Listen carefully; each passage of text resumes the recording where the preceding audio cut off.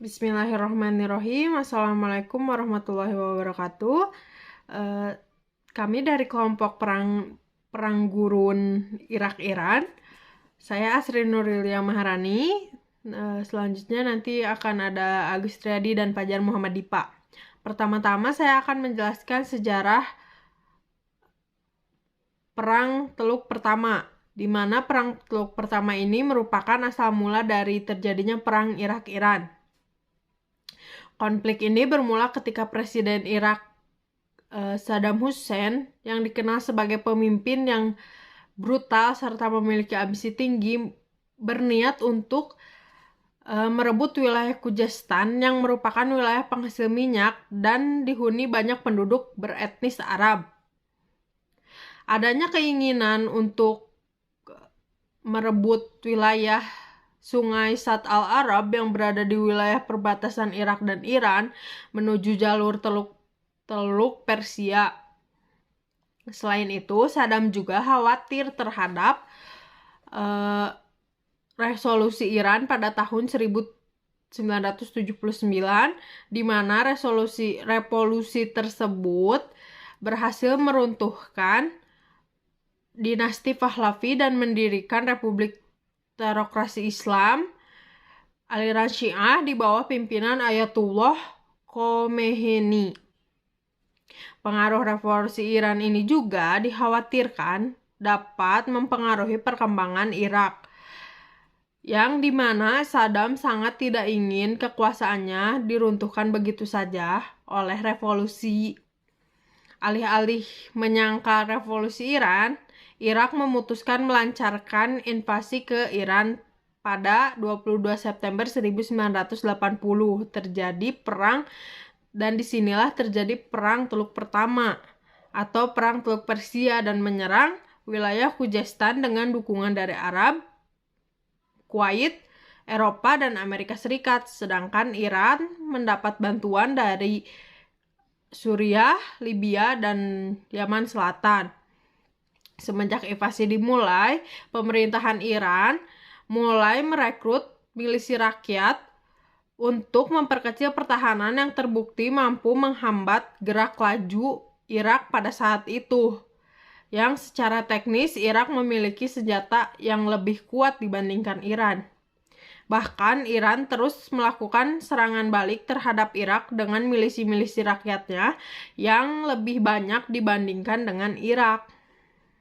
Titik balik dari perang ini terjadi pada 1982 pada saat Iran mampu memukul mundur pasukan Irak dan merebut kembali wilayah yang sebelumnya sudah diambil Irak. Yang sudah diambil alih Irak dan dikuasai. Mundurnya Irak memaksa Saddam Hussein menawarkan gencatan senjata kepada Iran. Namun, tawaran tersebut ditolak mentah-mentah oleh Iran dan ingin terus berperang hingga meruntuhkan kekuasaan Saddam Hussein.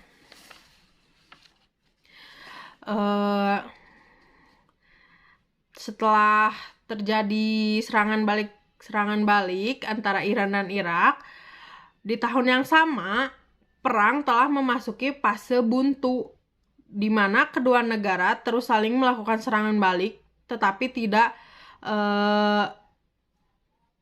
merubah secara signifikan gitu. Tahun 1985, Irak melakukan serangan balasan terhadap Iran, tetapi serangan ini tidak berpengaruh sama sekali. Walaupun pada saat itu perang darat memiliki jalan buntu gitu buat Irak, tapi Irak melakukan serangan lebih luas, yaitu melakukan serangan terhadap laut, di mana laut tersebut berisi kapal-kapal pengangkut minyak dari Iran. Setelah sekian lama tidak ada hasil, akhirnya mereka pun lelah berperang, dan perang ini dihentikan pada 20 Agustus 1998 dengan adanya intervensi dari PBB dan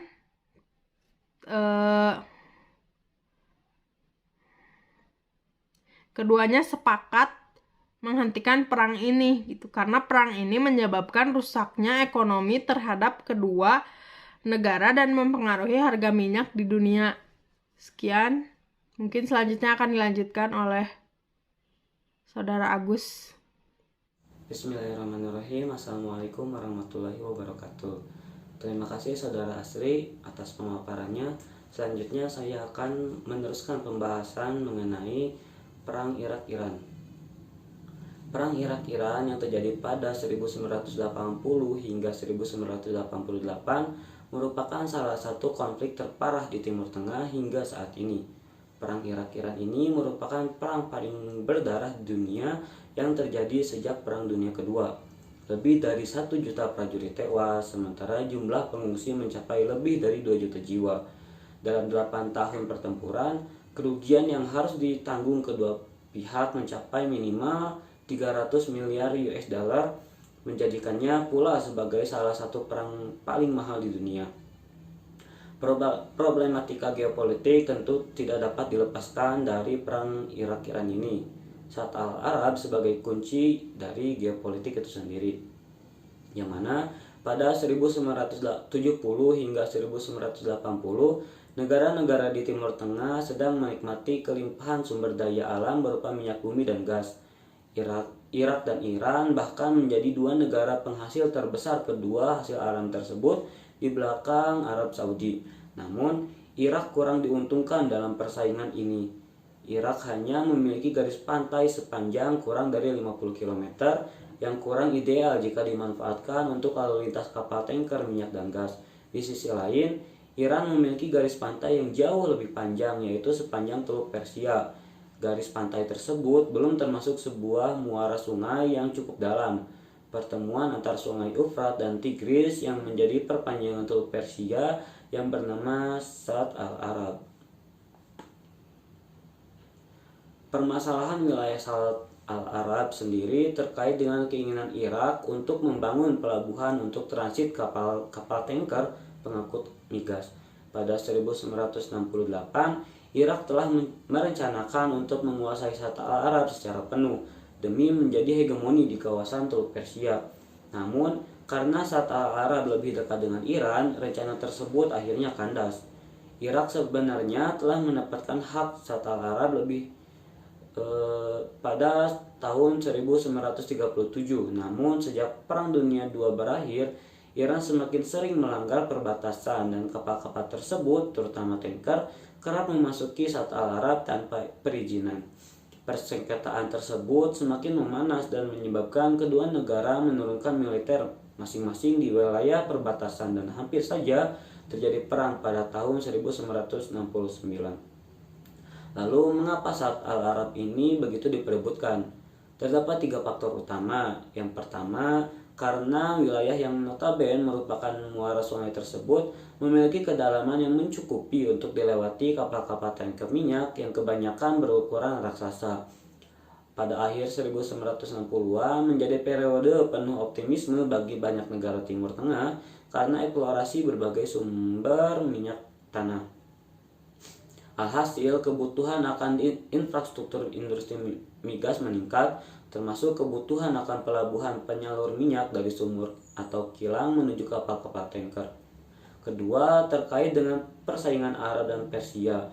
Dengan penguasaan atas Shat al-Arab, Irak akan membawa bangsa Arab selangkah lebih unggul daripada Persia karena berhasil menguasai wilayah strategis yang dekat dengan Iran. Faktor ketiga yaitu dengan dikuasainya Shat al-Arab, tak menutup kemungkinan di kemudian hari Irak dapat membangun suatu pangkalan militer untuk menyerang Iran pasca memburuknya hubungan kedua negara terkait Kurdistan, sekaligus menyebabkan pengaruh pan-Arabisme. Banyak ahli sejarah dan geopolitik yang beradu pendapat mengenai penyebab utama dari terjadinya perang Iran-Irak ini. Hal ini menegaskan bahwa perang Irak-Iran ini tak dapat dipandang secara black box saja. dengan hanya menekankan aspek politik. Misal, sebagian ahli menekankan faktor geopolitik terkait ada kaitannya dengan sengketa Shatt al-Arab antara kedua negara karena adanya pembatalan kesepakatan Algiers secara mendadak oleh Saddam Hussein pada 17 September 1980. Sebagian lainnya menganggap perang Irak-Iran ini sebuah keniscayaan karena permusuhan abadi antara Arab dan Persia semakin memperparah hubungan buruk Sunni dan Syiah. Irak meskipun dipimpin oleh rezim Saddam Hussein yang Sunni didominasi oleh penduduk Syiah, sementara Iran telah dikenal sebagai pusat agama Islam Syiah, di mana pada tahun 1979 terjadi revolusi Islam yang menyebabkan pemerintah Shah Reza Pahlavi itu runtuh. Ada pula pendapat yang menyatakan faktor pertentangan ideologi politik antara pan-Arabisme yang diusung oleh Saddam Hussein dan Islamisme Syiah yang diperjuangkan Ayatollah Ruhollah Khomeini. Adapun beberapa faktor penting yang saya rangkum yang menjadi pemantik perang tersebut atau yang menjadi sumbu hingga akhirnya perang itu terjadi. Yang pertama adalah faktor geopolitik sebagaimana yang telah disebutkan sebelumnya berkaitan dengan Shatt al-Arab dan pembubaran kesepakatan Algiers secara sepihak oleh Saddam Hussein. Pemutusan tersebut disebabkan karena Saddam Hussein menilai bahwa Iran telah melakukan militerisasi perbatasan sejak revolusi Islam yang terjadi pada tahun 1979, yang mana itu berarti melanggar kesepakatan tersebut secara terang-terangan. Penyebab berikutnya adalah persaingan nyata antara Muslim Sunni dan Syiah yang telah berlangsung berabad-abad. Permusuhan di antara keduanya diekspresikan Saddam Hussein dengan mengusir Khomeini dari Najaf, yaitu kota suci Syiah yang menjadi tempat pengasingannya. Ketika revolusi Islam menggelora di Iran setahun kemudian dan Khomeini berkuasa, ia mengutuk perbuatan Saddam Hussein dan memerintahkan masyarakat Iran untuk bersatu melawannya dan menegakkan pemerintah Islam di Irak. Pada dasarnya, Khomeini yang Islamis memandang Saddam Hussein dan partai Ba'athnya sebagai kesatuan gerakan sekularisme yang dapat membahayakan semangat revolusi Islam. Faktor keduanya yaitu karena adanya pertentangan antara pan-Arabisme Irak dan Islamisme di Iran. Partai Ba'ath yang mengusung pan-Arabisme memiliki basis ideologi sosialisme ala Uni Soviet dan nasionalisme Arab. Gerakan tersebut terbentuk pada tahun 1950 sampai 1960-an, di mana ide-ide mengenai persatuan Arab di bawah satu ideologi sedang menguat. Mesir, Libya, Irak, dan Suriah menjadi saksi bangkitnya gerakan ini. Di Mesir, Muhammad Naguib dan Gamal Abdel Nasser berhasil menjadikan ideologi tersebut sebagai dasar negara. Yang sama juga terjadi di Libya yang dipimpin oleh Muammar Gaddafi Suriah dan Irak. Ideologi ini menekankan agar negara-negara Arab bersatu menjadi satu kesatuan untuk melawan musuh-musuh Arab, terutama Israel dan negara-negara imperialis di belakangnya. Konsep tersebut tentu bertentangan dengan semangat revolusi Islam Iran pada tahun 1979. Revolusi tersebut bercita-cita untuk memperluas persatuan Islam di seluruh dunia, menegaskannya sebagai gerakan transnasionalisme bukan sekedar nasionalisme sebagaimana Partai Ba'ath. Faktor terakhir yang memicu perang Irak-Iran ini terjadi adalah ketakutan Irak akan kemungkinan terjadinya pemberontakan Syiah. Sebagaimana disebutkan sebelumnya bahwa Iran berusaha memperluas semangat revolusi Islamnya ke seluruh dunia dengan titik awal di kawasan Timur Tengah termasuk Irak. Apalagi hampir 70% penduduk Irak beragama Islam Syiah, sementara lebih kurang 20% sisanya adalah Islam Sunni. Walaupun minoritas, kalangan Sunni memiliki privilege dalam kekuasaan sebagai pemegang berbagai posisi penting pemerintahan. Saddam Hussein sendiri adalah seorang pemeluk Sunni. Dia khawatirkan dengan penyebaran semangat revolusi tersebut akan timbul usaha perlawanan penduduk Syiah yang mayoritas namun marginal terhadap pemerintahan Sunni. Irak menilai apabila melakukan tindakan preventif dengan menginvasi Iran, kemungkinan tersebut dapat diredam. Nah, faktor-faktor tersebut yang sudah saya sebutkan tadi saling berkaitan dengan dan berkesinambungan dalam memantik perang Irak-Iran ini. Namun sebagaimana yang diketahui, pada dasarnya perang tersebut adalah konflik perbatasan antara dua negara yang bertetangga. Meskipun tak mengubah batas wilayah secara signifikan, di mana satu pihak dapat menguasai wilayah pihak lain, namun konflik ini menjadi salah satu pendisrupsi antara Iran dan negara-negara Arab hingga kini. Tidak hanya itu, perang ini semakin menegaskan bahwa masalah perbatasan di Timur Tengah tak dapat dianggap sepele. Faktor keberadaan sumber daya alam yang menjadi salah satu pemicu utama, mengingat sepanjang perbatasan kedua negara hingga Teluk Persia merupakan wilayah kaya akan minyak dan menjadi aset berharga bagi keduanya untuk mendulang pendapatan nasional. Kebutuhan akan akses pengepalan minyak dan gas adalah salah satu di antaranya, di mana wilayah Shat al-Arab akan dipertaruhkan. Dampak dari perang Irak-Iran ini sangat luas dan menjangkau segala sektor, mulai dari ekonomi, politik, sosial maupun budaya, terutama pada warga sipil. Tidak hanya itu, berbagai teknologi perang digunakan secara luas dalam perang ini, seperti bom pintar, ranjau darat, senjata kimia, helikopter tempur. Nah, hingga saat ini perang Irak-Iran ini masih dipandang sebagai perang terbesar di Timur Tengah pada abad ke-20, di mana pertentangan antara kedua pihak termasuk akibat konflik Sunni Syiah masih terjadi. Lagi-lagi, faktor politik dan identitas tetap berpengaruh, sebagaimana banyak konflik yang terjadi di Timur Tengah hingga saat ini. Mungkin hanya itu yang bisa saya sampaikan. Pembahasan selanjutnya akan disampaikan oleh saudara Fajar Muhammad Dipa. Bismillahirrahmanirrahim. Assalamualaikum warahmatullahi wabarakatuh. Nama saya Fajar Muhammad Diva. Saya akan melanjutkan pemaparan materi, yaitu strategi kekuatan kedua pihak dan jalannya perang. Perang Iran dan Irak merupakan perang yang terkenal karena jumlah pasukan yang cukup besar dari kedua pihak. Terdapat perbedaan nyata kondisi politik luar negeri kedua negara yang mempengaruhi bagaimana strategi alutsista atau alat utama sistem pertahanan dan pembentukan sekutu yang dilakukan oleh kedua negara. Yang pertama adalah kekuatan dan sekutu militer Iran dan Irak. Pada dasawarsa 1960 hingga tahun 1970-an, Irak menjalin kedekatan dengan negara-negara blok timur, terutama Uni Soviet, Polandia, Cina, Yugoslavia, dan Jerman Timur. Kedekatan tersebut dipengaruhi oleh keberadaan Partai Baath yang berideologi sosialisme, membuat Irak mendapatkan banyak suplai alutsista terbaru. Selain Uni Soviet dan negara blok timur, Irak menjalin kedekatan relasi dengan Prancis, di mana negara tersebut kemudian menjual jet-jet tempurnya kepada Irak secara eksklusif.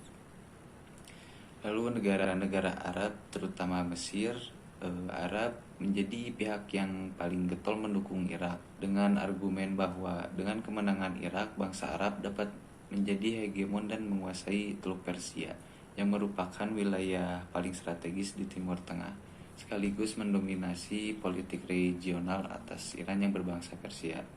Hal yang mengejutkan adalah bahwa negara-negara blok barat seperti Prancis, Amerika Serikat, dan Inggris turut menyuplai persenjataan dan bantuan untuk Irak dan tercatat memberikan bantuan berupa penjualan alutsista eksklusif sebesar 200 juta dolar yang mencakup helikopter, peluru kendali, hingga amunisi. Sementara Inggris menjual senjata kimia, terutama persenjataan kimia non-lethal, radar pengintai, hingga sistem pertahanan udara.